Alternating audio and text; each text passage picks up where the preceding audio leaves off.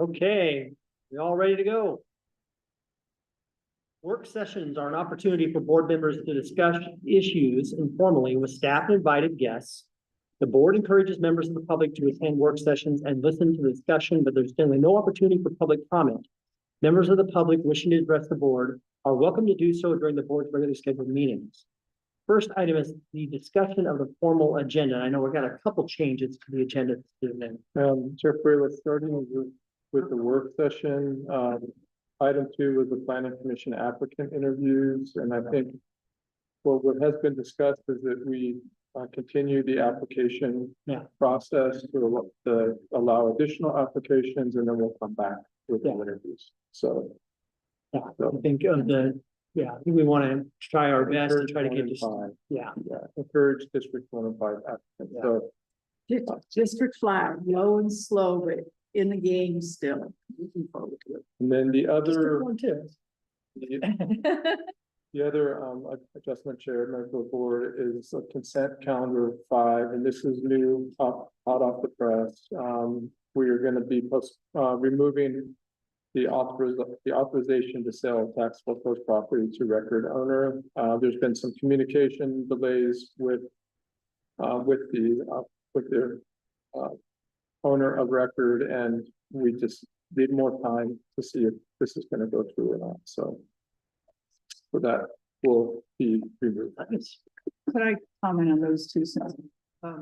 District 5 does want to be involved because we are half the county, so that makes sense, and I appreciate the forbearance of my colleagues and planning staff in that. I was impressed by the people who did ask to serve already.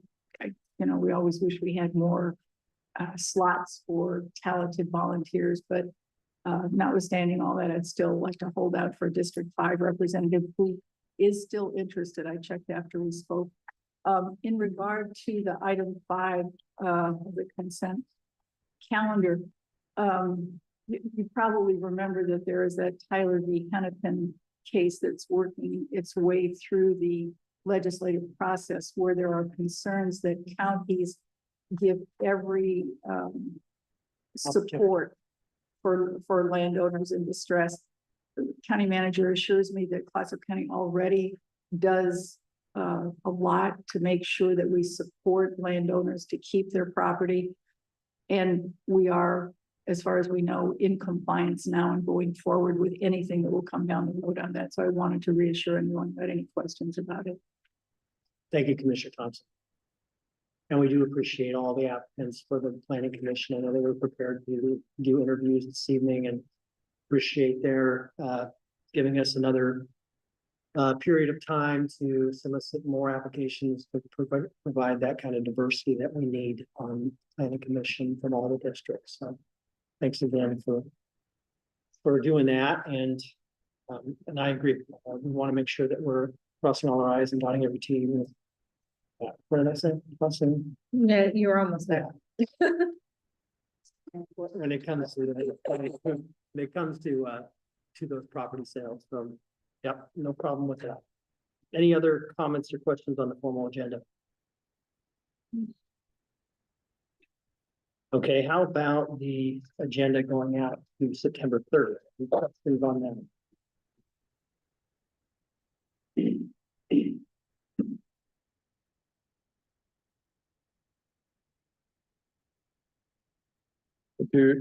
Chair, if I could. Yes.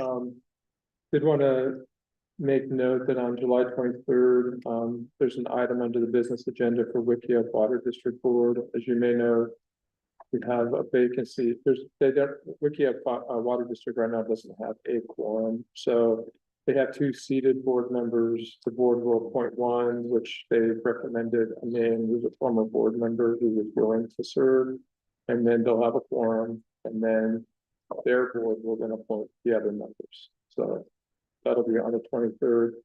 The other one on the 23rd, I just want to mention, and we've talked about it a lot, is the TLT ordinance. Just hoping we have board participation in that one. Sorry. Oh. All right, any other comments, highlights on the agenda going out? So one more thing, August 13th is when CFM will be here for a work session to talk about the session. So Great. Good, I look forward to hearing from them. So that recognition of Dr. Duncan coming. We've nominated him for sainthood, or what's happening? We should, He's, yeah, as you know, Dr. Duncan's tenure is coming to an end, so we just want to recognize him for his many years of service. I think that's very nice. Yeah, very nice. I agree. All right, are we ready to move on? Looks like we're moving right down to the lease to locals program. And let's go for our housing manager. Welcome.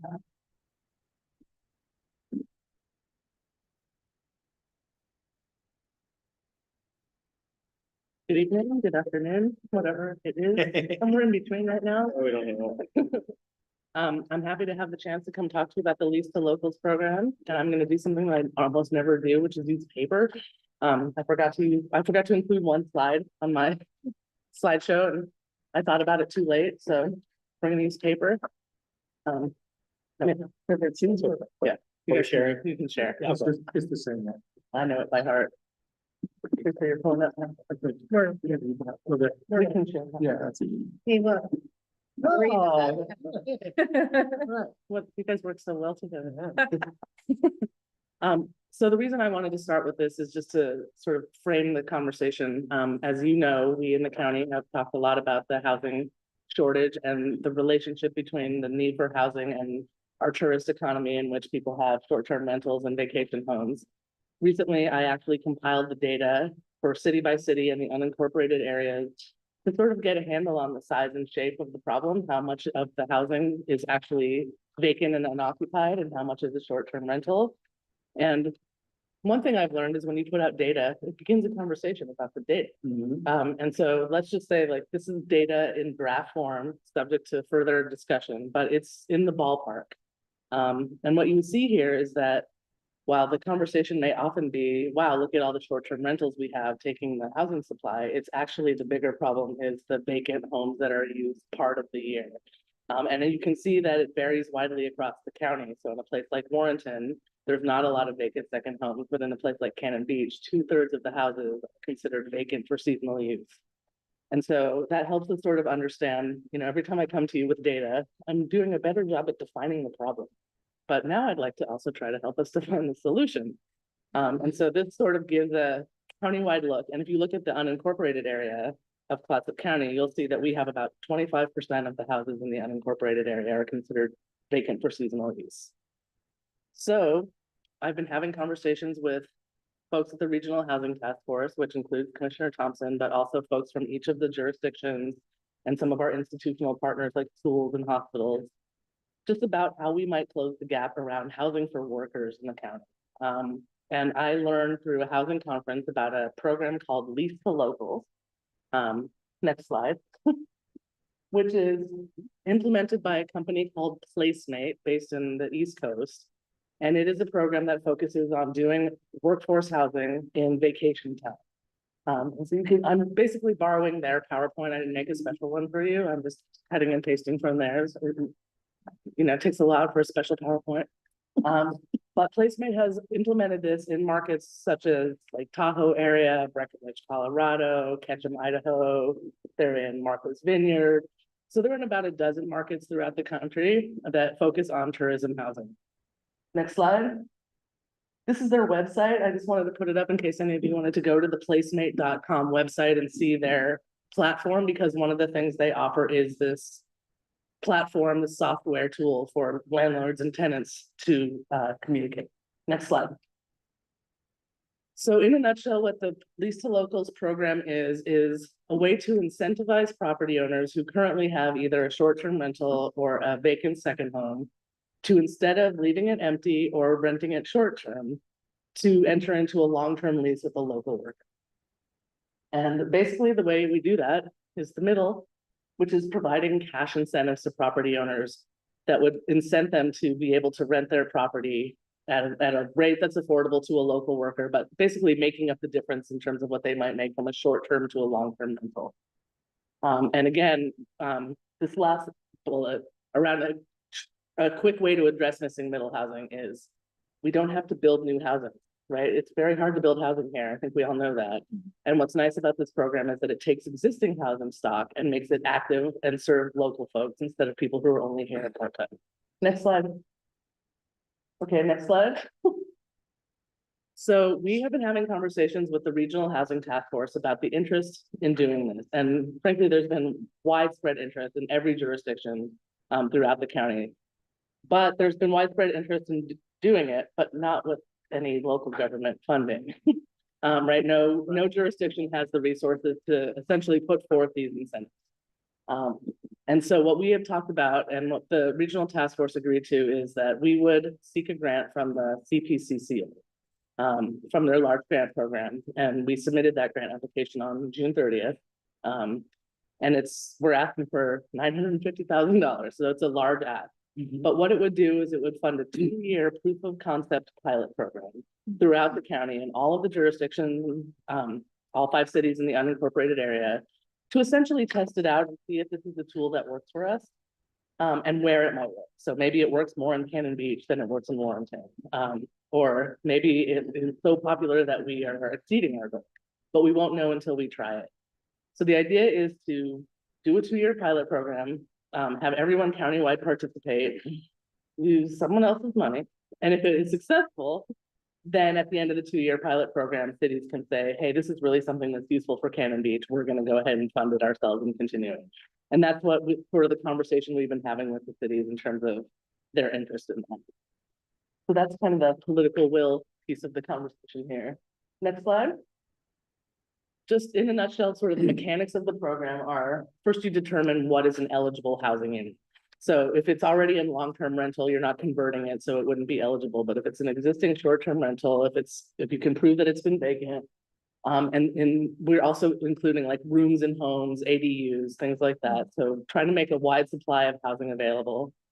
And then basically determining the incentive structure. So what's the amount that we need to pay property owners to get them to do this? And then also figuring out who we want to serve, who the workforce is, and also what the maximum rent amounts are going to be able to be. So we can't charge, $4,000 a month for somebody to rent. And so these are the things we're working on now as we're sort of developing and fleshing out the program while we're waiting for the funding. And what we have proposed is basically making it up to 150% area median income as the eligibility for tenants. So that includes, some of us in this room, and includes people who work at CMH. It includes kind of not just the tourism industry, but a broader range of workers in the economy. Next slide. This is a quick sort of how does it work question. So property owners come to Placemate through the platform and they say, I have a property, I want to rent it. They essentially get qualified through the company Placemate. One of the things that's nice about this program is by contracting with the company, it reduces the administrative work of any of us in local government, right? So they will qualify the property owner, they'll conduct all of the background information. And same with the tenant. If the tenant wants to log in and say, hey, I need a place to work or a place to live, I'm going to put my information on the website. There's a matching service that they provide and a qualification service. The property is qualified, they sign a legal lease that is approved by the state of Oregon, that we can approve. Then the property owner gets the first payment of half of the incentive at the beginning of the lease. There's a midpoint inspection halfway through the lease to make sure that everybody's doing their part. And then at the conclusion of the 12-month period, the property owner would get the second payment, assuming that they were in compliance. So it's kind of a one and done. So it's 12-month lease then? It is a 12-month lease. Okay. And it has to be, you can't just make up any random lease. It has to be an state of Oregon legal lease, right? All of this has to be compliant with all Oregon laws, right? We're not doing anything different in terms of landlord-tenant law or interaction. We're just making a match service essentially here. Next slide. Again, this is kind of a similar thing. Hey, I am a property owner and I want to get a tenant or I have a tenant. One of the things that Placemate has said to us is in tourism communities, yes, the platform is nice. You want to register your property or register as a tenant. That's great. But people tend to know each other. So you say, oh, I know somebody who works at the hospital and I have a house. So I'm going to go ahead and rent to that person, or hey, I know somebody who owns this pub and they just hired a new worker and they need a place. So a lot of it seems that it happens by word of mouth at a local level in terms of the matching. But we still also have the PlaceMate website. So they determine eligibility. If anything happens with a landlord or tenant, PlaceMate is the face of it. And then they do all of the data measurement reporting. They'll do monthly reporting to us on all of the metrics we're looking at. And then we would disperse the payments. Next slide. So this is the target that we have come up with for the Clatsop County 2-year pilot program. And this is about, this is for each year. We would aim to target 40 units of various sizes, from bedrooms to studios, all the way up to the larger family size units, with the goal of essentially getting 40 units a year converted into long-term rental housing for locals, or 80 tenants. And then you can see the incentive structure per unit, maximum level, depending on the rent size. And so it leads to a budget of approximately $320,000 in assistance each year for 2 years. There's also an administrative fee that the company charges for all of the work they're doing. And then there's also a marketing. They do about $30,000 of marketing, of postcards, social media, getting the word out. And our target is to launch this program right at the sort of end of August, beginning of September, switching of the season. So that's when the marketing would happen. They would start targeting property owners. They have access to real estate data that can say, you know, which of the short-term rentals maybe are getting less revenue this year than in previous years and might be more right targets, right? We know that this doesn't work on every vacant home and every short-term rental, but we know the market is different right now. We know sometimes families might have a second home that they have used, but now they're not using. And so maybe the kids inherited it and they wouldn't mind renting it. One thing we know is that if you already have a short-term rental or you have a vacation home, you're already doing property management. Not like you're not in the property management business. You may be just locking it up for the winter, but you basically become a landlord. And not everybody is going to want to become a landlord, but some people might be incentivized by this. So sort of recognizing that we're going to target the marketing to where we think it'll be most effective. And also hear from cities, and I've been doing outreach to a wide range of stakeholders, like in the tourism industry, like how do we get the word out to the right folks? So that's feedback I'd welcome from you as well, in terms of the marketing and how to get it out there. I think this is my last slide. It is. Okay, questions. Sure. Question. How is the fee that is paid to this company? How is it calculated? What is it, a percentage of something? Is it what? They have a tiered structure, so depending on the amount of households you target, so if you're a small community and you're doing 20 or less households, there's a fee. We're in the middle tier, which would be 40 households a year or more. So they basically do a formula calculation of per household, how much work they're gonna do. And so it comes out to about $125,000 for us. A year. Per year. The total 2-year budget between the rent assistance, the administrative fee, and the marketing totals up to $955,000 for 2 years. I would just be very interested in what the break is between what is given to homeowners and what is paid to the city. Right. I mean, that's good, because we have to ask the question, is this something we should be administering ourselves? This is an East Coast company. I'm not always crazy about doing things like that. They're not working for free. Exactly. Right. Exactly. And So I want to be very careful about, because we have a number of companies around that are much more localized. That I don't think they have programs like this, but they do a lot of property management. And so, and it's an issue that if we can get money to do it in-house, for less and more effectively, or as effectively, et cetera. So I'm just interested in what that. one of the things I've been sensitive to, and I've been getting guidance from the county manager on, is sort of making sure that this doesn't become a big overhead administrative burden for the county staff. Right. I'm the housing department. You're looking at it, right? And in terms of, I don't want to review every Oregon lease. I know Anthony doesn't want to review every single lease, right? What we're trying to not do is be in the landlord-tenant interface business, but really be in the public policy side of it, which is we have a public policy goal, which is getting more housing for workers. And that's the space we want to be in. Frankly, I've researched quite a bit around this company and around any other company in the United States that might be able to do this. These are the people who sort of represent the best practice in this lease to locals. Frankly, every jurisdiction I've talked to about them has been over the top and complimentary in terms of their work. I've been impressed with working with them. And so I think it's a balance between making sure that we're getting the best possible program that has the most likelihood of success, but also not adding a lot of administrative burden to the county staff. We don't, right? You don't see me taking an administrative fee for us out of this. And so, right, we are essentially saying that we'll donate the county's time, my time, to manage the program by contracting with a contractor who has the expertise to do all of the actual review and qualification of properties and tenants and provide the web interface, et cetera. I agree. Yeah. Commissioner Banks? Sorry, I'm out of sight.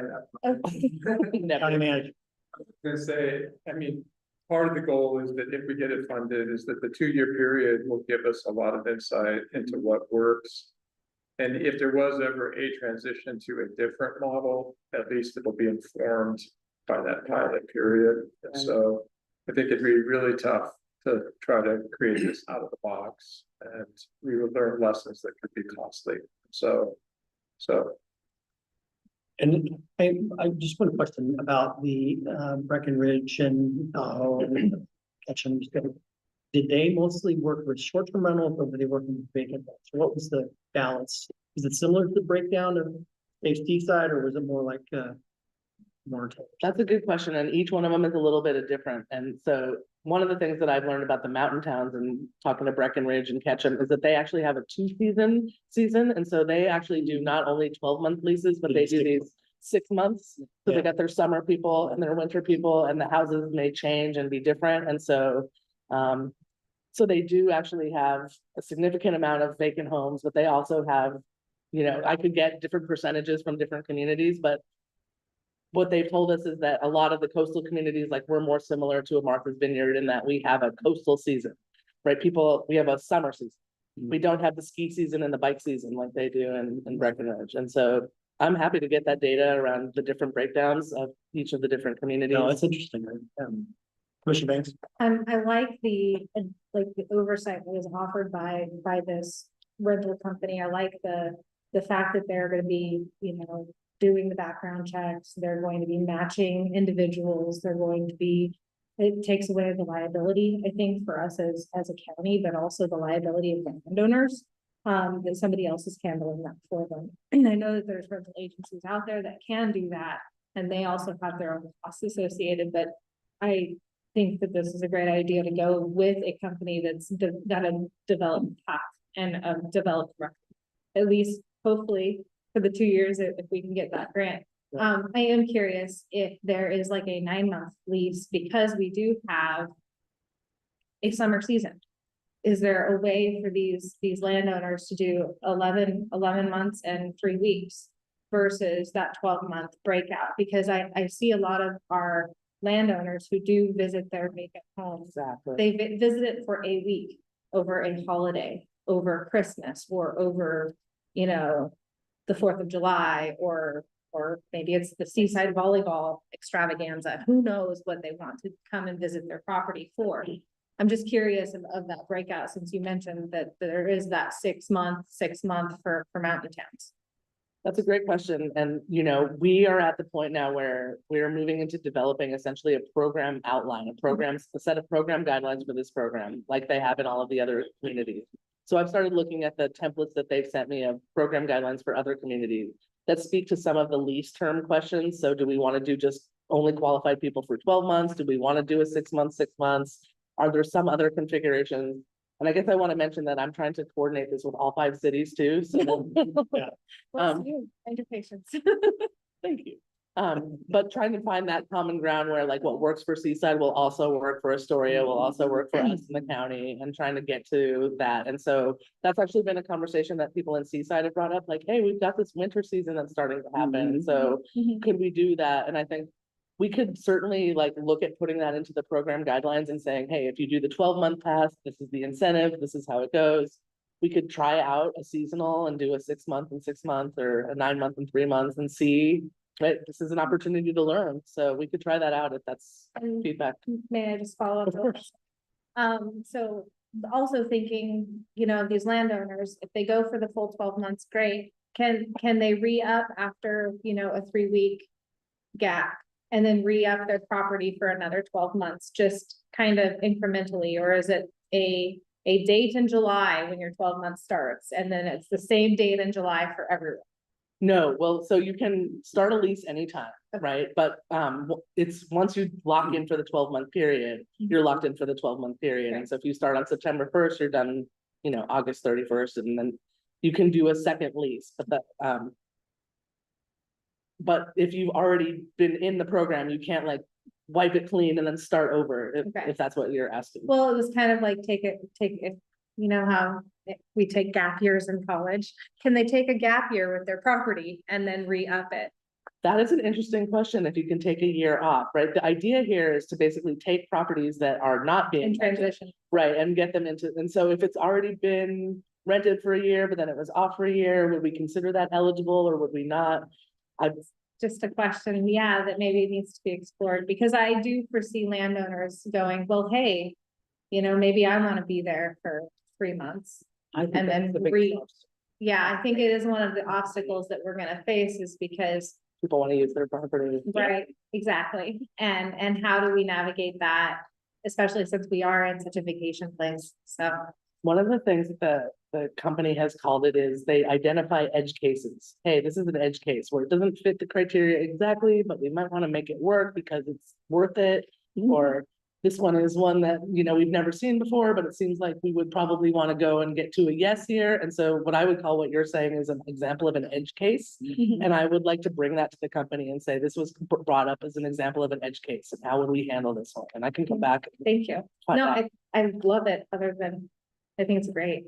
Good job. Thank you, Chair. I think they both kind of touched on my concern with this is why. I mean, obviously, we can all sit here and agree that we got an issue. And I think it's a great idea. The problem I see with this is that this blue wedge that exists are people who can afford to have that property stay vacant. That's why they're blue. They don't need income for it. Incentivizing them by $10,000 a year sounds great, but is it enough to curb it? Talking about data, I'd be curious to know, is there any other similar data where they've showed what they were able to convert over from these blue wedges? And that would be valuable. The other thing I think is, when you look at seasonal opportunities, the problem with needing that during the peak seasons is those are the seasons when people want to be here typically too, in their homes. So you have a competing interest in that property, not only from the homeowners themselves, but from the people that are here working in the tourist industry at that time. During the winter months, there is a flux of properties that become available as people do leave and they want to do that. The other thing I think of, is in that long-term situation after a year of being here, how difficult is it sometimes to get long-term tenants out of a property? You have the renter rights, and so our landlord is going to be willing to take that liability on. And those are things that I just consider, and I'd like to see data on it. I think it's all. Okay. That's. Because I'm with you. I mean, I love it. I love the idea. I'd love to see it work out. And I think, as county manager said, like, we have an opportunity here. And if the grant's gonna fund it, like, hey, I'd love to learn and try and get the information. I just have concerns about, where the county can be and how effective it's going to actually be utilized. I think, yeah, that's all. Commissioner Thompson. Thank you. I love the data. Would you please send this to LCDC? Because when I talk about the problems and they say, well, no, some places regulate their short-term rentals. And now we have the data to say it isn't the short-term rental. I can say it's the second homeowners. This is very compelling. So it's wide a distribution of these data as we can get. Brilliant. But to your point, because I'd had a constituent who had a short-term rental who succumb to somebody's plea to let, I think it was a community college teacher stay in it, was trashed. So it's control of the property and the interval for mischief that becomes more of a risk issue. Is that the kind of thing you're talking about? I mean, that's embodied in all of it. You know, that's a liability that you're taking on with the long-term rental, which I think, you know, anybody who owns property is gonna be thinking those things and concerned about. You know, when they wanna come up for August of 2026, they want the house ready and not have to paint the walls and do this and that in turn, you know, putting carpet in and things like that. Or new plumbing. Plumbing, whatever it is, just the wear and tear. I mean, some of them, you're talking $1 million properties in Cannon Beach and, I mean, any of the county really, but like definitely in Cannon Beach, where you have 75% vacant, those houses are very, very valuable. And so, you know, it's just an interesting concept. Commissioner Banks? Alden, just to follow up, I know that it is something that hinders people who own properties from turning them into long-term leases, because I know the number of times when my family has had to replace the flooring or, you know, fix the septic or dig up the septic or replace the windows in transitional situations with rentals. And so I'm also curious about how the management company would handle that under Oregon's laws. Because we do have rental protections under Oregon's laws, and how is that? Is it a separate contract? Is it a separate agreement? Just so that there is a smooth transition between, you know, that 12-month lease. And how common is it for that 12-month lease then to turn into, say, 3 years? And keeping the same rental that entire time. So I'm just curious about that data. Is how common is it that people get comfortable in this and then it just kind of seamlessly turns into a. I wish I had this slide because it answers your question and your question. Okay. It's sort of the, like, of the universe of eligible houses that could potentially participate, how many actually sign up? And then how many actually keep their tenants and how many, you know, there's sort of like a retention spiral, if you will. And what has come out of it is that, to your point, there are a lot of property owners and there are a lot of properties that just really aren't a good fit for this.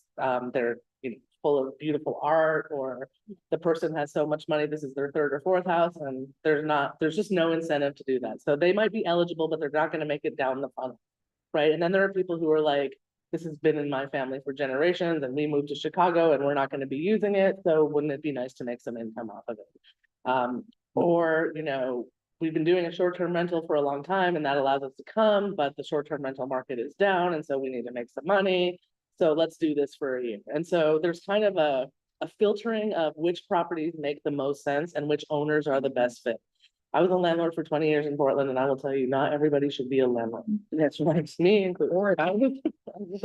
It was a lot of those midnight phone calls, like, I broke my toilet again. Okay, I'll be right over. I cannot tell you how many times I stuck my hand down a garbage disposal. Check out about. But okay, it works now. But and just to be clear, Placemate is not a property management company. They're a matchmaking company. Right? They're a facilitation of getting the right property owners and the right renters together. And it all has to fit with the Oregon landlord tenant law, right? And so to your point about evicting folks or people who stay in the property who shouldn't be in the property, like, all of those laws continue to exist and nothing we do changes any of the legal landlord-tenant relationship. So if you're a property owner and you say, like, this might be good for a year, but then I might want to come back next year after my gap year and rent my property, you will have to follow the state of Oregon ORS 90 as far as how you would evict a tenant for no cause. And there are, you know, specific reasons and rules, and probably all of you know this. And so you might not be, you might say, hey, that's not going to be for me because I only want to do this for a year and then I don't want to end up. But to your other question, in terms of how many property owners end up turning this into a long-term rental property where after the incentive is gone, they continue to rent to the renter. Apparently it's a very high retention rate because people say, wow, this is easier than managing it as a short-term rental. I don't have as much turnover. I don't have as much expense. Frankly, the damage is less on the long-term than a short-term rental. And wow, I'm getting a steady income stream. I like this person. They work at the hospital and it's a win-win. And so what looks like from the other markets, and one of the things I like about this is there is a good retention rate of keeping people housed long-term. I think that's again, another hypothesis we want to test here and see if that's something that works for us as well. So to your point, like, you have to decide if you want to be a landlord or not. You have to decide if the incentive is worth it and if changing the way you use your property is worth it. I don't think everyone is going to say that it is worth it for them, right? There are plenty of people in Cannon Beach who are like, I'll just come when I come and I'll lock it up when I lock it up. Just one last question. So would then this agency or us as a county be setting a cap to how much a person can charge for rent per month in order for them to receive this, incentive package from the toppers or the kid, like? Yes, there is a rent cap and we're proposing that it would be $3,300 a month for the biggest units and then step down from there. So there'd be no more rent higher than $3,300 a month for the 3-bedroom. And it would be comparable, not too competitive with our local, because I also don't I don't want to be pulling, renters from other landowners if, we're bottom dollar, 600 a month and I mean. Right, if we're making this more attractive than a Right. regular rental. And because I don't want to also shortchange people who have already, developed relationships with rental agencies and so on and so forth. I mean, I feel like the amount needs to lower for our workforce housing. But I don't think that we need to come in and gut the market, if that makes sense. Yeah, and I think that's an actual really important point is we need to set this at a point where the market behaves in the way we want it to behave, not in the way where we Not get reactive.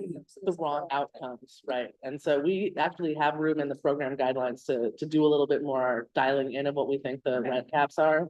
And the other thing I'll just mention is one of the things that has been coming up in the conversations that I've been having with folks around the county is that there's so little vacancy of supply. If you go on a Zillow or you go on any rental place to look for rental housing, right, you see the same properties, same landlords. Sometimes there's one or two, right? Maybe it's in Warrenton and you need a place in Seaside. But we don't have enough supply. So I'm not super worried about pulling people away, but just trying to create more supply. Well, I think on your point, the program's only really shooting for a goal of 40, Each year. right, each year. So I mean, when you talk about the sheer number of availability out here, 40 is a drop in the bucket to what that potential is. I mean, how much can you really pull out of that, so. That's true, right? And that's kind of the goal is like, we're not aiming for 2,000. Right. Right, let's start with 40 a year and see if we can, It would be what the nice market to does. reduce the cost of living for our workforce, but at the same time, just being aware that we don't want to create an issue with our other housing stock. Right, whenever you're trying to intervene as a Right. public agency in the market, carefully you're trying to intervene. intervene in a way that is accomplishing the goal rather Yes. than the unintended consequences. And I hear that Yeah. that's actually a really important point that we need to make sure we're doing Gentle, right and thoughtful. yes. I could see that offering a incentive to tenants though, to get into a nicer place too, though, like knowing they're essentially getting something 50% nicer than they can afford for the next year or two, which is kind of a cool idea. Like I said, you'd have to see how it actually works out, but Yeah, a lot of people have said, great, you're giving people who own nice properties money. Why don't you give it to the people who need to afford rent? And frankly, that's, rental assistance, vouchers, that is the idea there. And, we should keep looking at programs to help create wealth, not just help subsidize rent, like both sides of the supplies curve need to be addressed. So you're absolutely right.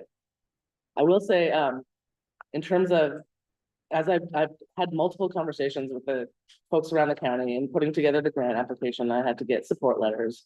I have a support letter from every jurisdiction in the county, but I also have 17 additional support letters. And some of them I didn't even ask for, you guys. Our friends at Orla gave me a letter without me even asking for it. Oregon Coast Visitors Association, CMH, the community college, a wide range of employers, Providence. And so it's really interesting to see this kind of cross-sector interest in different kinds of employers, different kinds of partners, school districts, who are all like please try this program. We will write you a letter of support. We'll get the word out. We want to help with marketing. And so I've actually been quite surprised at the amount of interest that has been outside of the sort of local government conversation in the broader business community. So I just wanted to share that as well. That's wonderful. I had no idea you were out there doing that. I mean, one of the things I've been thinking is that tomorrow morning, in fact, I have my quarterly meeting with the Lower Columbia Tourism Association. Thinking, you know, I would love to hear their reaction, because they're both employers and homeowners and renters. You know, I mean, they're a great group. I'd love to have their feedback, but it sounds like you've gotten feedback from that group. I've been getting invited to places, you know, the mayor of Seaside says, hey, would you go to this group? And the mayor of Cannon Beach sends me here. And then one employer says, well, hey, as long as you're going to this group, like I went to the Oregon Coast Hospitality Infrastructure Partnership Group, which I didn't even know existed, Yeah, but right. One of the. You should start charging for your presence so that we can start bolstering that fund. That'll cover the county's administrative costs. There you go. But I'm happy to make a presentation to any stakeholder who's interested, because I do think getting the word out is part of it. So, yeah, the chamber's been supportive, et cetera. So. Commissioner Johnson. Well, this is a dandy beta program. And we're all enthusiastic, have some questions and issues, but you know, it looks like a go ahead. If this is successful, then what? Then I'm gonna drop the mic and just leave. Your problem. I mean, it is about, and everybody's eager to do something with somebody else's money, it's natural, but if it works. I mean, I guess it's the $500,000 question per year. Well, and If the so, county needed, or I think you said that at the beginning, the cities would have to take this on. This is something that would have to, you know, work so well and be in their best interest that they would feel like they can subsidize it. exactly. We started this conversation with Cannon Beach and they were very interested. But when, you know, the mayor basically said, like, I'm not in a great place to have this conversation with my community right now. So maybe we could try it out and then see how it goes. But at least 3 of the 5 cities have said, if this goes well and it seems like it's something that's working for us, we would talk about it in our budget process and use our funds to continue it. So the answer is, if they want to continue it, it's on them. It's literally in the resolution they've passed, like, we agree to participate for 2 years. If we like it, then we will continue it with our own funding. And so Oh, really? They have come forward and said that. if they like it, they are willing to look at funding it in the future. And that's really mostly Cannon Beach, Seaside, and Astoria who've said that so far. Good. I Yeah, hope that's for your excellent. drop mic moment. So that brings up, thank you, that brings up a data point I would be curious about is in previous implementations of this, when funding has been withdrawn, what housing remains occupied if no funding is supplemented by the city or county moving forward? Because there's got to be some people that just continue to rent and continue to either go on the renter side or from the owner side with that gap, and they're okay with that gap, but there's probably going to be a large amount that just decide to terminate it at that point. But there's got to be data suggesting if all funding is withdrawn, what remains.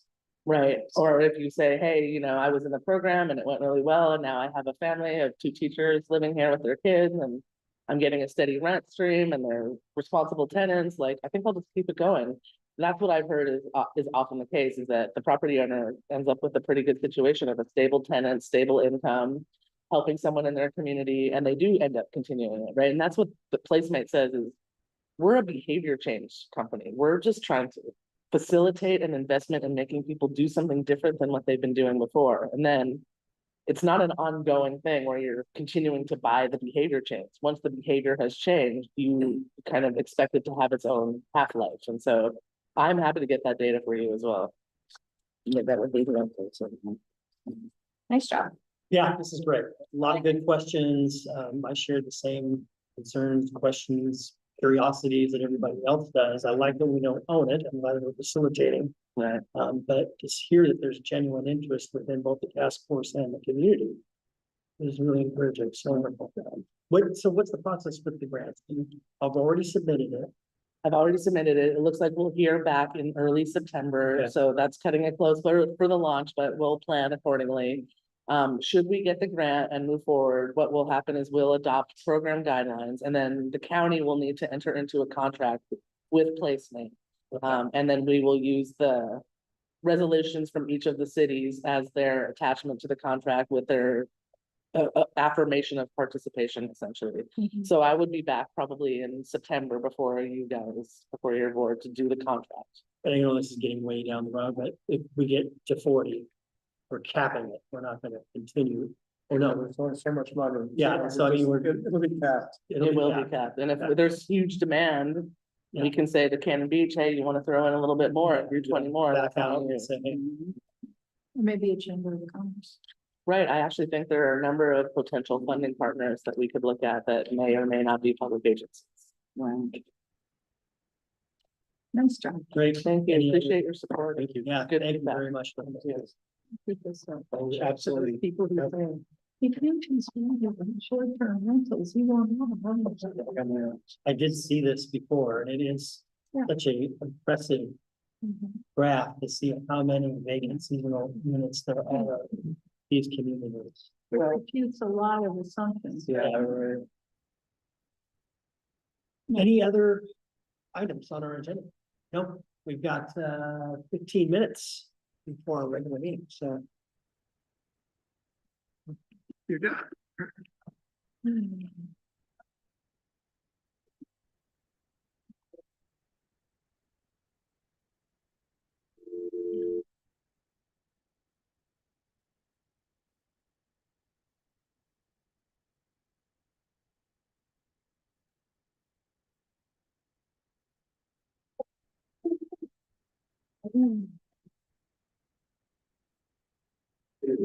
Oh, here comes Jim. You better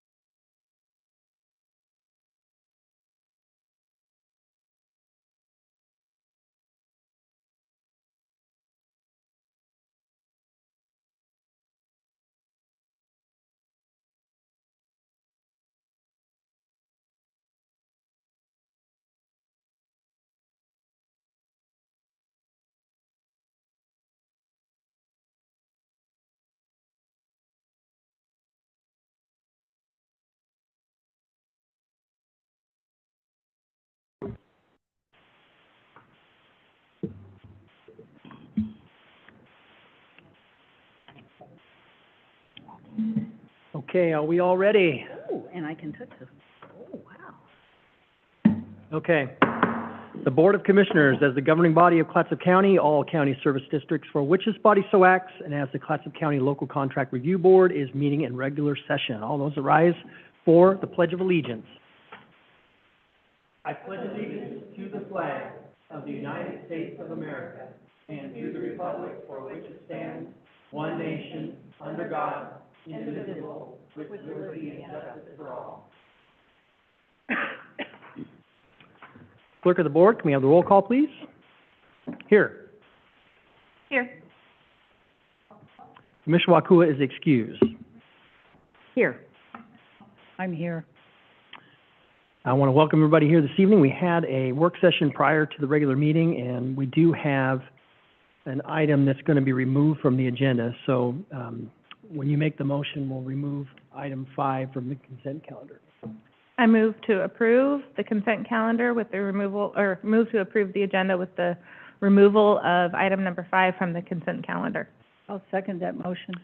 Moved and seconded to approve the amended agenda, removing item 5 from the consent calendar. All those in favor signify with an aye. Aye. All those opposed?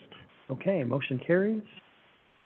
Next is business from the public. It's an opportunity for anyone to give a 2-minute presentation about any item on the agenda, except for public hearings, or any topic of county concern that is not on the agenda.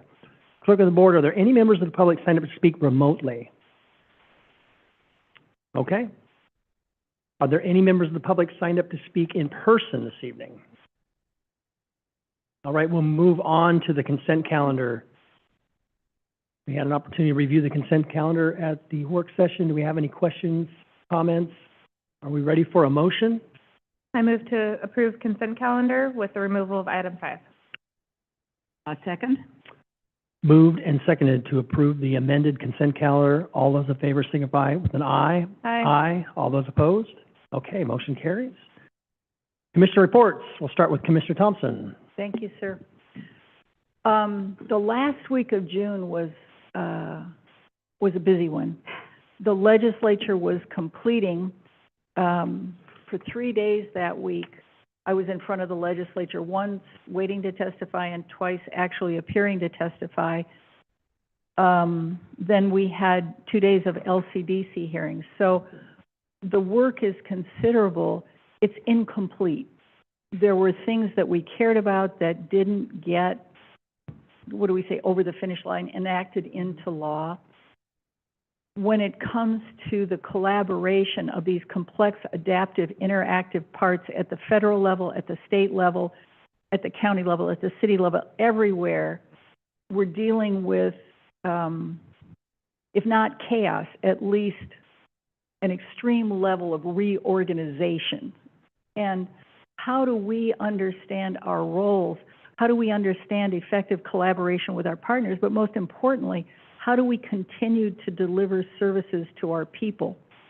So when I read our board packet and I saw our strategic plan update, I thought, oh yeah, we can document this, we can true ourselves up on this, but it's pretty daunting.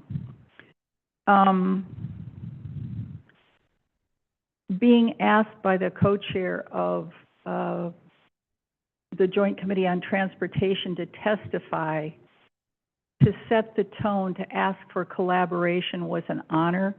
I'm deeply grateful to Senator Pham for that honor.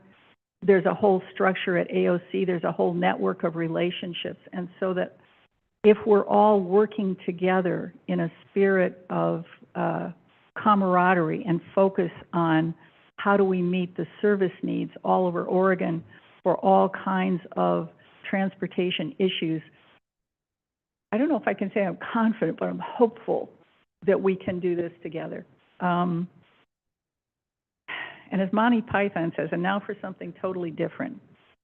You know that Lila Wickham is still going on as the Medical Reserve Corps director in Cannon Beach. We did Narcan training. So now I travel around with Narcan in my purse because I thought to myself, a responsible person would know that this could be needed. There are 2 doses in here. It can't be left in the car. It can't heat up because if it vaporizes, then it isn't as effective.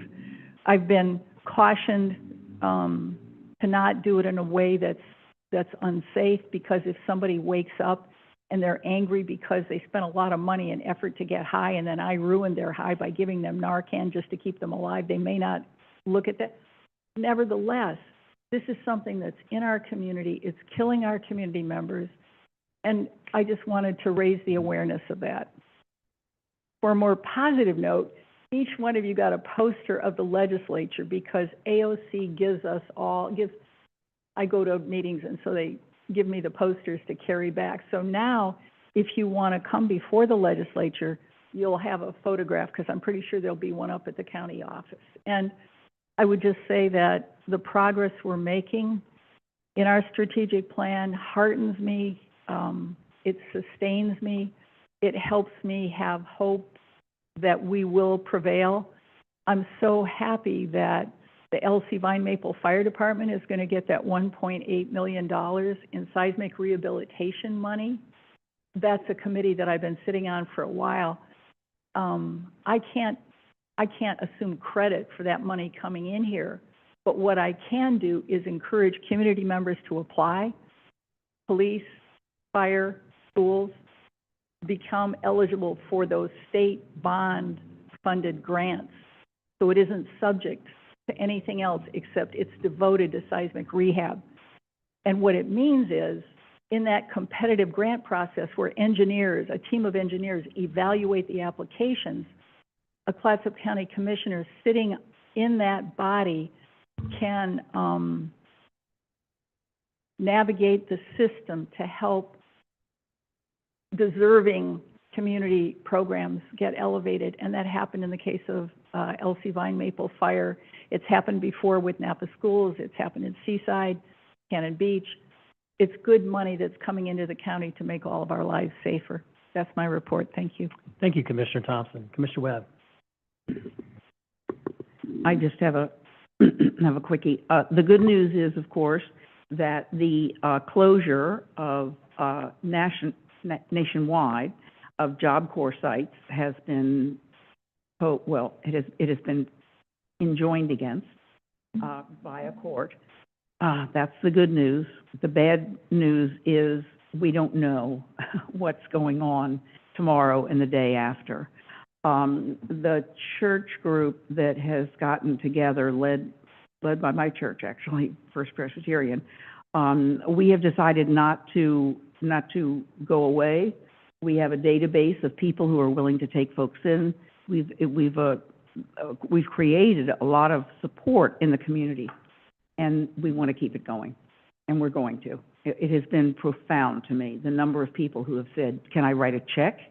You know, how are these kids eating? I mean, because the infrastructure of the site itself crashed, but it's now coming back. And so anyway, we have the injunction, but we're not going away, and we're hoping to make permanent a community-based support system for Tongue Point, so that if anything happens in the future, if we get a tsunami or look what's happening in Texas right now,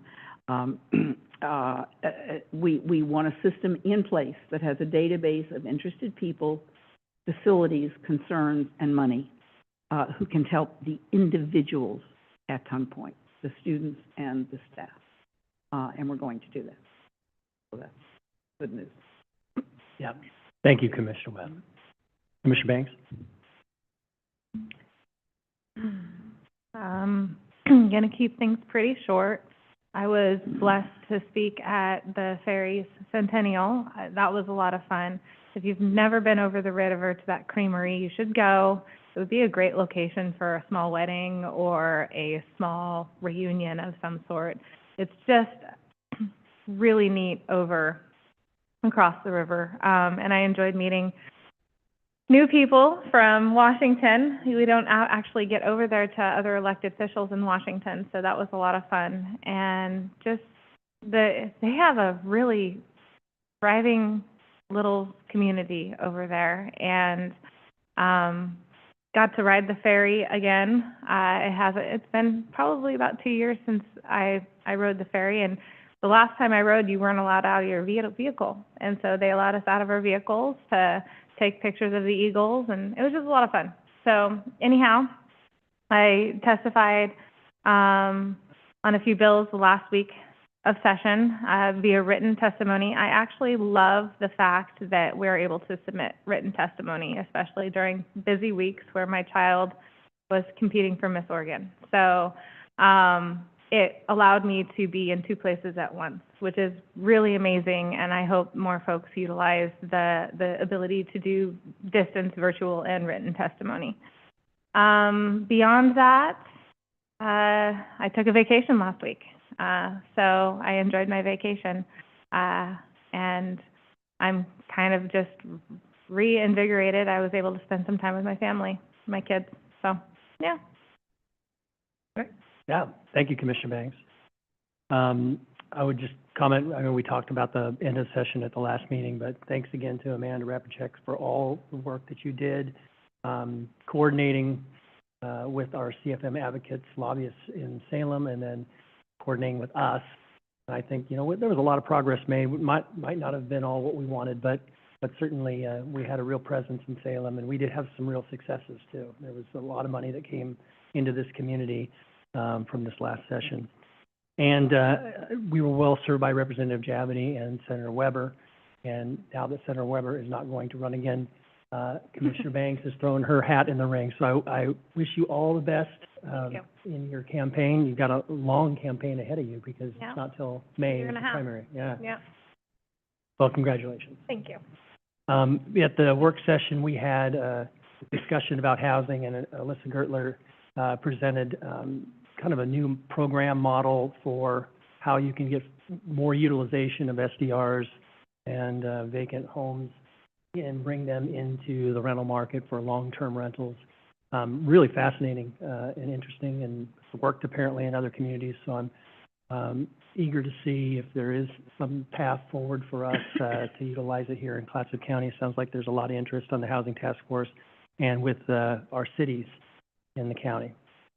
And I know that we're going to have Planning Commission interviews today, but we did push that off and try to get some more applicants, not about the quality of the applicants. We had great applicants that had applied, but we don't have a full breadth of districts represented on the Planning Commission, so we want to see if we can get folks from District 5 and District 1 to apply, and so we can bring them onto the body as well, so we can have that kind of full spectrum of representation on the Planning Commission. And that's all I have, County Manager. Chair Quayler, members of the board, just a reminder that tomorrow the clerk's office will be conducting a recall of the Cannon Beach initiatives. It'll start at 9:00 a.m. tomorrow, and we assume it'll be wrapped up by the early afternoon. So, and we'll be scheduling a work session on July 16th to give your board a more formal update on how the recall went. So, Recount. So, what did I say? Recall?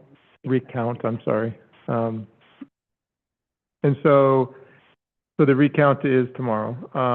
And then David Carr has joined Sunset Empire Transportation District as the new executive director. He started, and so I will be meeting with him next week and talking about transportation district, but also how the county can help support him as he enters that new role.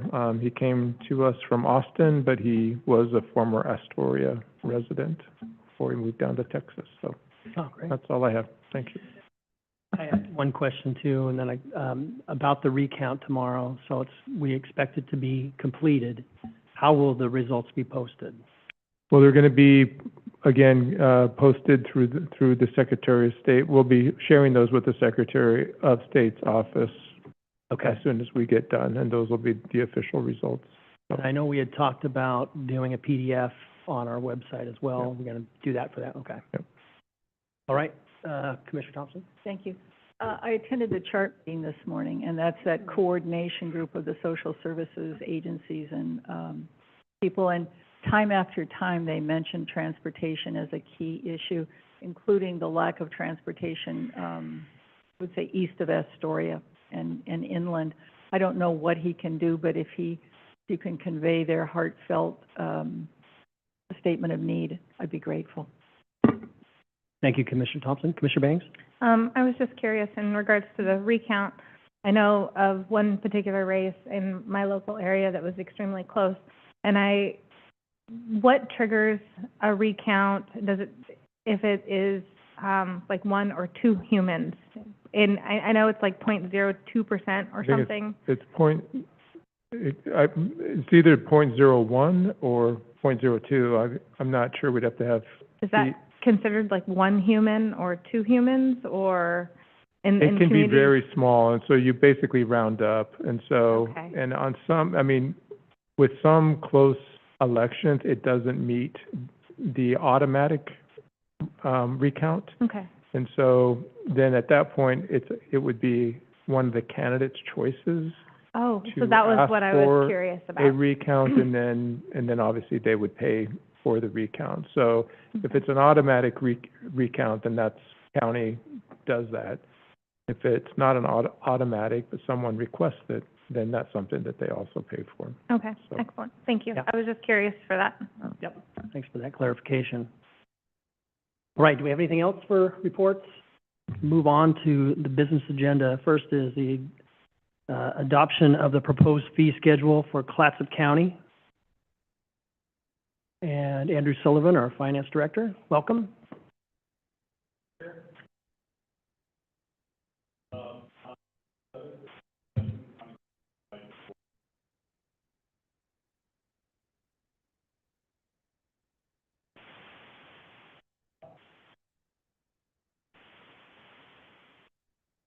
Okay.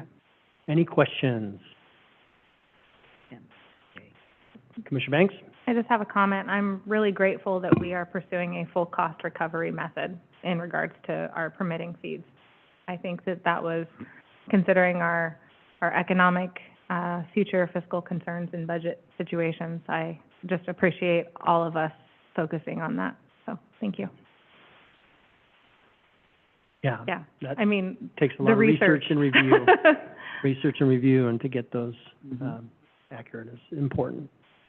Any other comments? All right, do we have a motion? I move that the board adopt the proposed fee schedule to be implemented effective July 10th, 2025 as presented. I'll second that motion. Moved and seconded that the board adopt the proposed fee schedule to be implemented effective July 10th, 2025, as presented. All those in favor signify with an aye. Aye. Aye. All those opposed?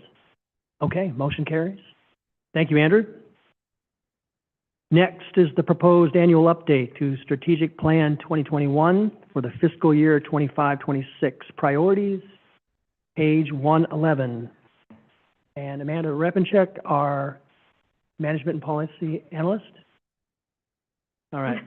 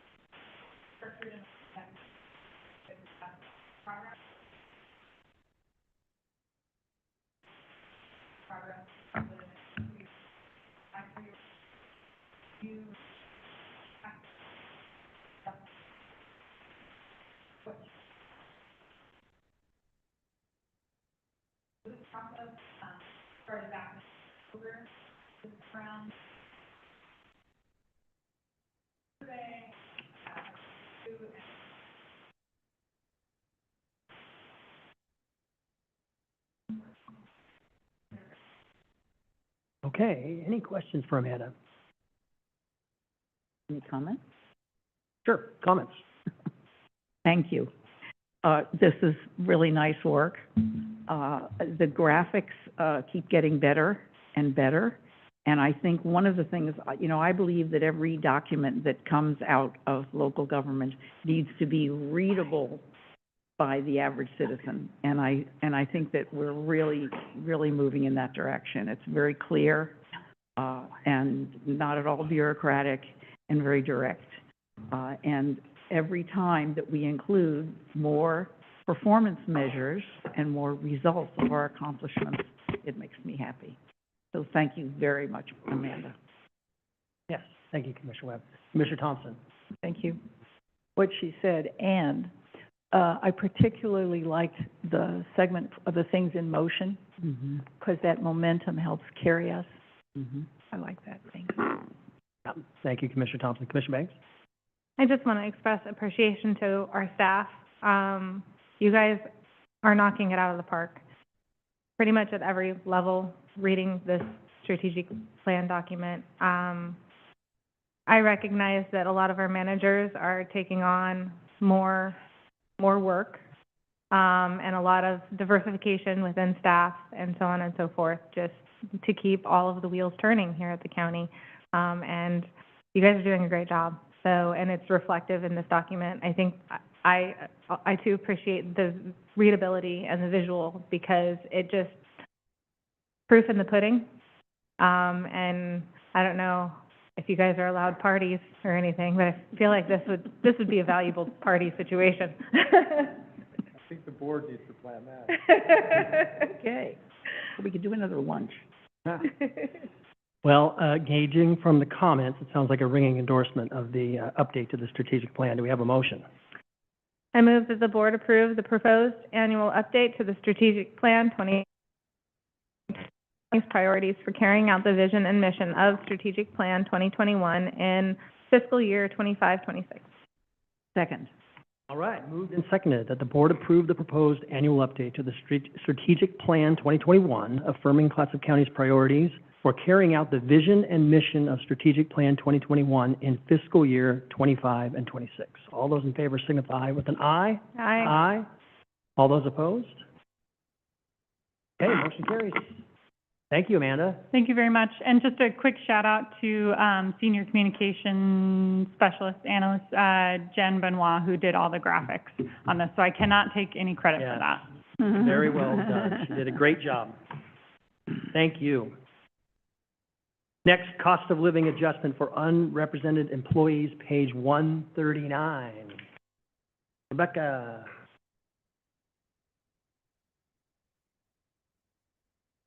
Good evening, Chair Quila, members of the board. The item that I have for you this evening is a cost of living adjustment for unrepresented employees. As you all know, the county uses the May to May Consumer Price Index for the West region to establish cost of living adjustments for all represented staff. This year, the CPI for the allotted time frame was measured at 2.4%. Because our current collective bargaining agreements require a wage adjustment of no less than 2.5% and no more than 4.5%, all represented staff the represented staff for our current collective bargaining agreements are receiving a cost of living adjustment of 2.5%. So we ask that you approve the equivalent adjustment for all unrepresented staff effective July 1st of this year. All right. Thank you very much. Apologize for my casual greeting, Rebecca Cameron, Human Resources Director. Do we have any questions? Comments? Are we ready for a motion? I move that the board approve the attached resolution and order implementing a cost of living adjustment of 2.5% for Clatsop County unrepresented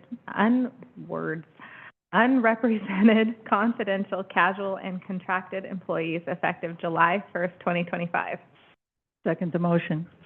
Moved and seconded that the board approve the attached resolution and order implementing a cost of living adjustment of 2.5% for Clatsop County unrepresented, confidential, casual, and contracted employees effective July 1st, 2025. All those in favor signify with an aye. Aye. Aye. All those opposed? Okay, motion carries. Thank you. Thank you very much. All right, next is 2025, 2027 OHA, IGA, number 233 for the financing of school-based mental health services, page 143. Matter Rapid Check, Management and Policy Analyst. Good evening, Chair and members of the board. Thank you for having me back again. So this is for the this is for the approval of the IGA between OHA and the county for the financing of those services. And so previously, the funding for the service element, school-based mental health services, was included within the county financial assistance agreements that were executed between OHA and the individual counties for the financing of county mental health programs. For this biennium, OHA and county partners have agreed to remove a few service elements and have those separate contracts to continue for the continuity of services while negotiations continue for that larger agreement. And so this is one of the service elements that was pulled out for a direct contract. And so the corresponding provider agreement was in the consent calendar, and that is between Clatsop County and CBH, Clatsop Behavioral Healthcare. And that formalizes CBH's designation as the contract provider for the services that are funded through this agreement. And CBH continues to serve as the designated local service provider and meets all applicable statutory and programmatic requirements established by OHA. And I'm happy to answer any questions you may have. Thank you, Amanda. Commissioner Bangs. Is it the goal then, since it's being pulled out right now, if negotiations, resolve fortuitously, I guess, is it the goal then for it to be reincorporated under that umbrella contract, or from here in perpetuity, is it going to remain separated? Thank you. That's a good question, because it gets a little bit confusing. So they pulled out a few service elements to continue to be the full 2-year contract. So we'll have the there's so many acronyms. The CMHP agreement that has a handful of service elements, and that will be for the 2-year biennium. And then there'll be a few direct service contracts that are also for 2 years. And so OHA and the counties have agreed on an amendment that we're waiting on. That'll be a 6-month extension for the current agreement that we have. So that will continue some of the services, but in the meantime, they moved forward with a few of these to begin that 2-year contract while they're working on the other ones. Okay. Yes. I guess the only red flag or concern that I have is by pulling these things out individually, it potentially puts them at risk of not being renewed. Like in future generations. I know that mental health is extremely important to this current board, and especially for our children, but having it pulled out of the umbrella, does it put it at risk? Does it put that service that's being provided, I guess, at risk, is my one thought. Yeah, thank you. To my knowledge, that hasn't been a part of the discussion, or that hasn't been one of the concerns. I think the ongoing concern is just making sure that there's sufficient funding for each of the service elements, which obviously there's not. There's some gap funding that what's provided is not fully funding the services that CBH is providing. Obviously, it's a huge part of financing it. And so I think the concern is more just continuing to fund them at an appropriate level, but not necessarily certain services dropping off, from what I understand. Okay. I just, and I know that our board feels very similarly about pediatric mental health.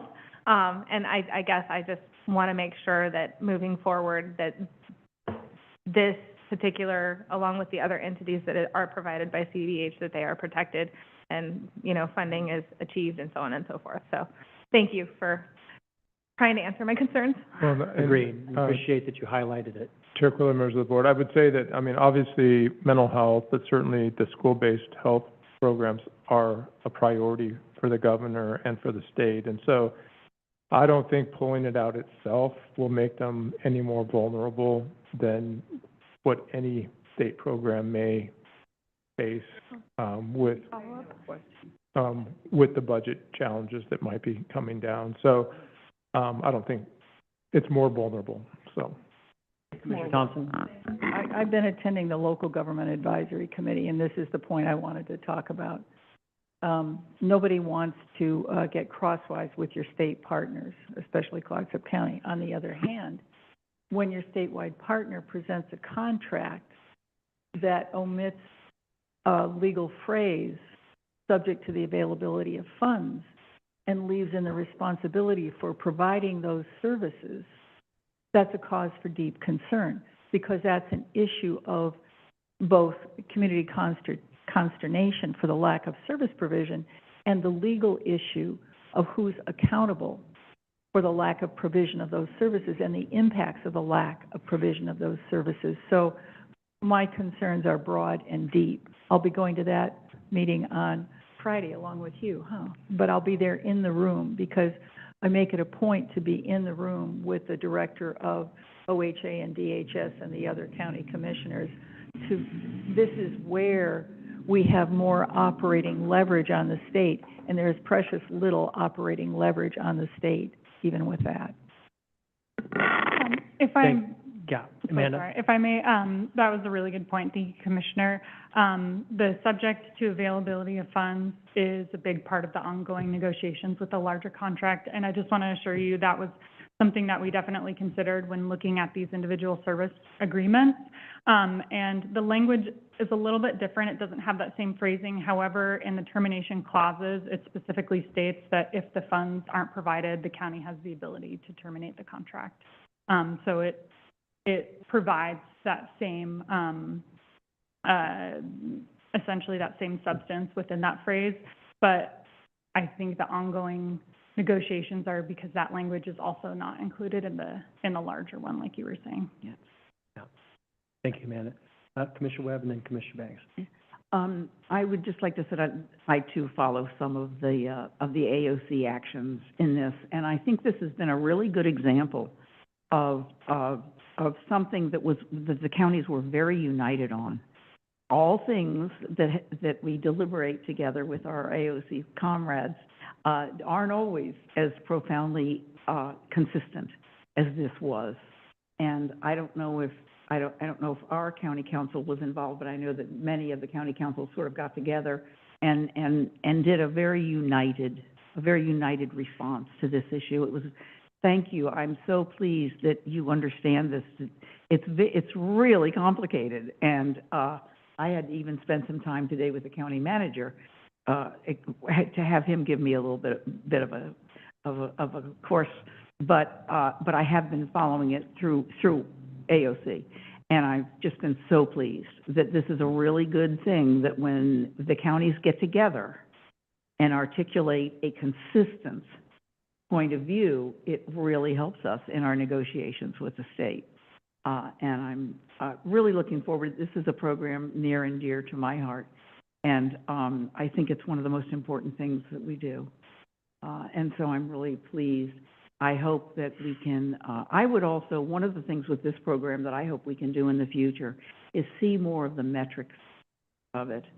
I know that when CBH comes to us, I don't think they report to us on this program when they give us, what is it, once a year or twice a year or whenever.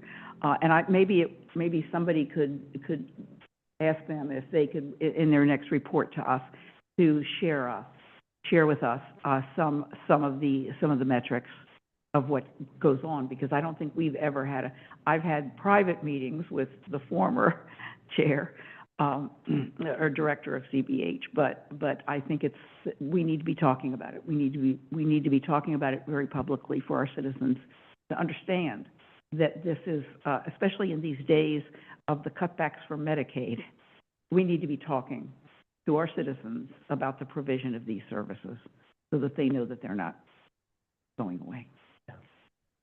Thank you, Commissioner. I'm so sorry, I keep interrupting.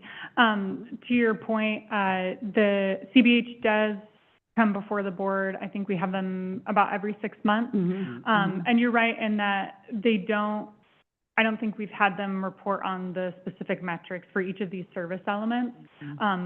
The larger agreement encompasses a lot of the services that they're providing. So when they do those updates, they are talking about a lot of that work and some data and some kind of more anecdotal situations, but we can definitely provide that feedback to have more structured metrics. Thank you. I think we would all really value that. Thank you, Commissioner Banks. In your previous response, you highlighted my concern was the omission of the verbiage. And I would say, watching the preschool programs lose funding this most recent year in legislature just causes a level of concern, that our children are not getting, the attention that they need from the state. And so basically just, we should keep our eyes on these negotiations just for that mere that mere fact is that, what was once well-funded through Preschool Promise is, you know, now they're pulling back funding. And so it's going to be putting our childcare in an untenable situation potentially, just with lack of funding. And so I don't want to see that happen to this program also, just due to omission of words. So, thank you. No, good discussion. Do we have any other comments? Commissioner Thompson? To that point, this is a tangent, all right? This isn't directly, but the Senate Finance Committee had three commissioners, or two commissioners and the Multnomah County Chair, talking to them about the fact that they're sitting on $480 million for their preschool for all program.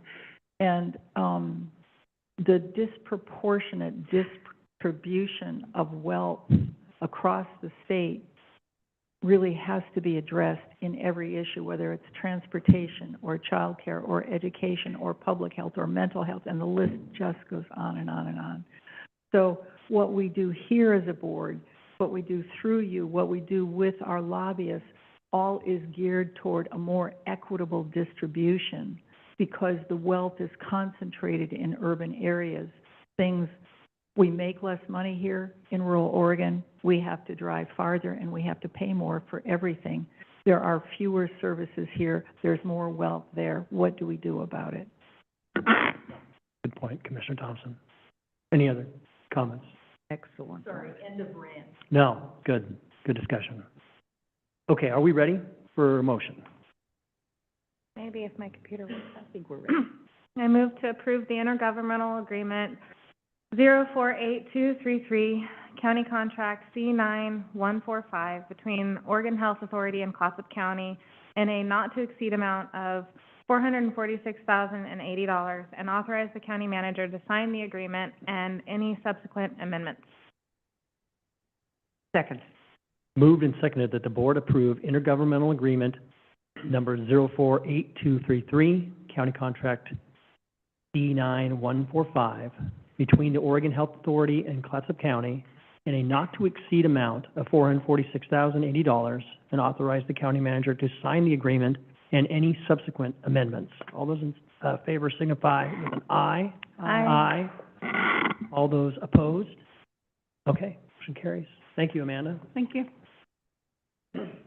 And we've made it through our business agenda. We'll move on to our public hearing this evening. Ordinance 25-10, SDR regulations for property zone coastal residential, CR zone, page 175.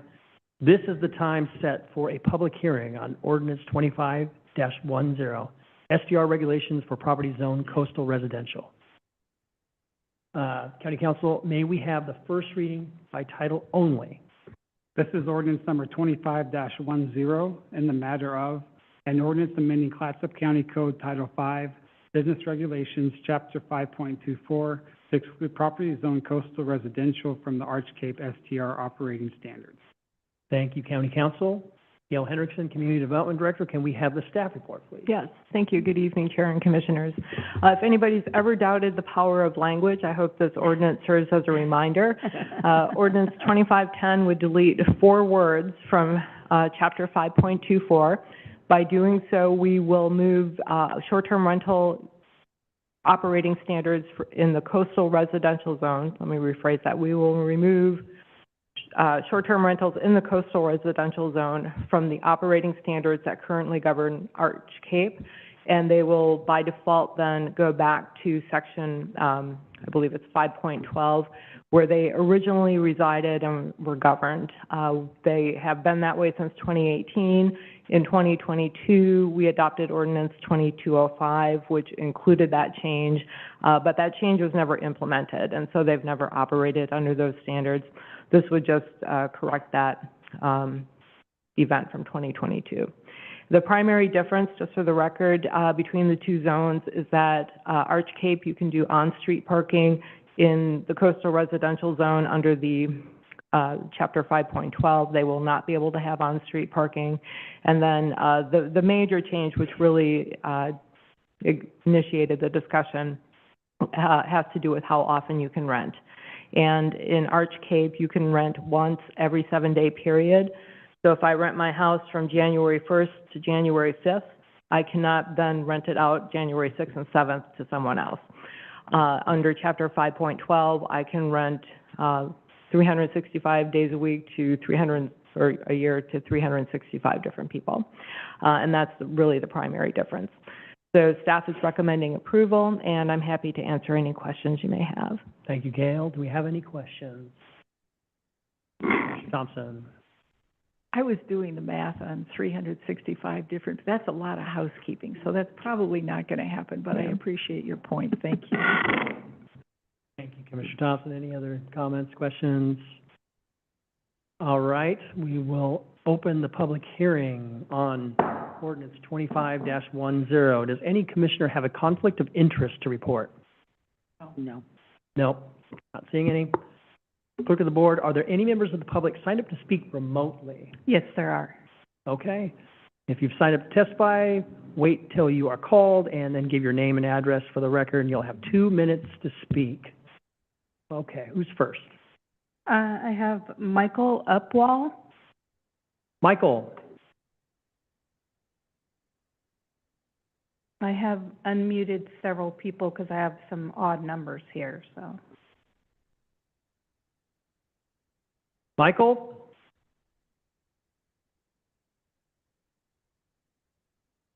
Okay, we're not hearing anything. Michael?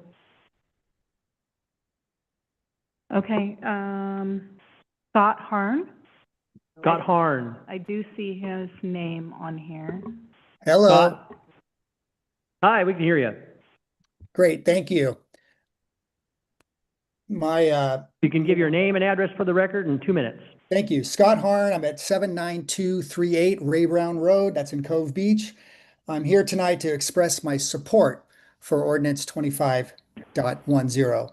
It seems like this ordinance simply serves to reverse changes that were made in ordinance 22-03, and that's great. I think eliminating improperly implemented regulations demonstrates good governance. The board's willingness to do this helps maintain public trust in local government. Also, I'm certain that the board will hear testimony, if not tonight, in the next public hearing in opposition to this measure. But I'm hoping that you don't allow this to serve as a proxy for the public hearings on this particular issue that never occurred 3 years ago. Public hearings must happen before policies are implemented, not after, which is fundamental to transparent governance. Thank you for addressing this matter and your continued service to Clatsop County. Thank you, Scott. Can you turn it up? And do we have anyone else? Yes, we have Jeff or Denise Davis. Jeff or Denise? They couldn't hear me very well. Let's see. Jeff? Sucks. Jeff or Denise Davis? Can you hear me now? Yes, we can hear you. Okay. All right. Great. This is Jeff Davis. Denise sounds better. I'm at 79432 Ray Brown Road in Cove Beach.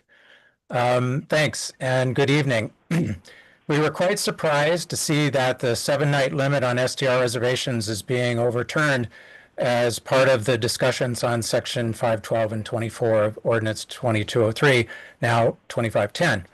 As Commissioner Thompson insightfully noted in your June 21st board meeting, allowing on-street parking on Cove Beach's narrow gravel roads would be a mistake, causing hazards to drivers and pedestrians alike, not to mention creating unnecessary impediments to emergency vehicle access.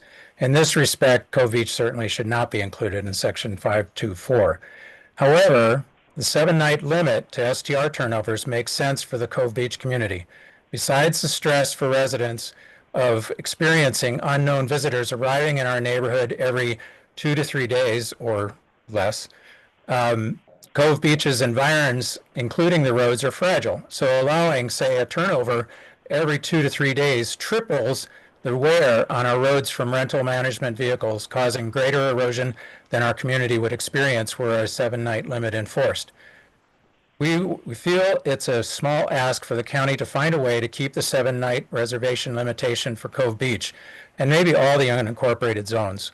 Cove Beach has the highest percentage of SDRs in all Clatsop County's unincorporated zones, a whopping 26%. And due to the unlimited transferability clause in Ordinance 2419, that high percentage is not likely to decline anytime soon. So the reversal you're currently considering feels to Cove Beach residents like another onerous and targeted assault on the livability in our neighborhood. We implore you to please take into account the detrimental to the health, safety, and general welfare criterion to find a solution to keep the 7-night STR turnovers in Cove Beach. Thank you for your consideration. Thank you, Jeff. Nancy Chase? Nancy? Hi, can you hear me? We can hear you. Hello? Okay, great, thanks. Nancy Chase, 79089 Tide Road. And I want to thank you for all the hard work that staff and you have done to come up with this resolution. And I do feel that it will set things right. It's been really a hardship to think that the 7-night limitation would be pending, yet not enforced. So what's going to happen if it was enforced? I think, you know, as a county, it's not you don't want your code enforcer tied up in trying to enforce this kind of regulation or answer complaints regarding it, or even how you document it. Obviously, if this area becomes incorporated, the new leaders can decide what they want to do with short-term rental regulations. But for the county to impose anything, I think you're going in the right direction as far as what services you want to provide. And let's keep code enforcement going for those really essential needs. Anyway, there are a lot of economic concerns. You probably have heard about it on this regulation, but I will keep that for another time. And I just want to thank you all for considering passage of this ordinance tonight. Thank you. Thank you, Nancy. Do we have anyone else? That's all. If we could just Go back to Michael. go back to Michael. Michael? Upwall. Michael Upwall?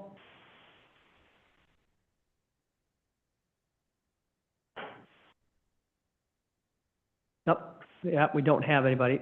Okay. All right. We'll go ahead and close. No, we're not. Yeah, we'll go ahead and close the public hearing on ordinance 25-10. Do we have any comments? No, sir. Okay. Well, the motion is to continue the public hearing on this matter to our July 23rd, 2025 regular meeting and conduct the second reading at that time. Thank you. I move to continue the public hearing on this matter to our July 23, 2025 regular meeting and conduct the second reading at that time. Second.